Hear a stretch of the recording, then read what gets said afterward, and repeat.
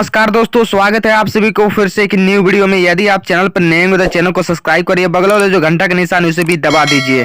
इन्हें कौन नहीं जानते, इनका नाम है शिल्पी राज विजय चौहान। जी हाँ, इस समय के सबसे ब्रेकिंग न्यूज आपसे बता दूं कि शिल्पी राज विजय चौहान से शादी करने जा रही हैं इस समय के डेट में। आपसे बता दूं कि शिल्पी राज के लाइफ स्टाइल के बारे में थोड़ा डिटेल्स में आपको बताता हूँ। तो देखिए, शिल्पी राज एक बहुत गरीब परिवार से बिलोंग करती हैं और शिल्पी राज के पास उतना पैसा नहीं था जो पढ़ाई कर सके, लेकिन आपसे बता दूं कि शिल्पी राज केवल 10th तक पढ़ी है।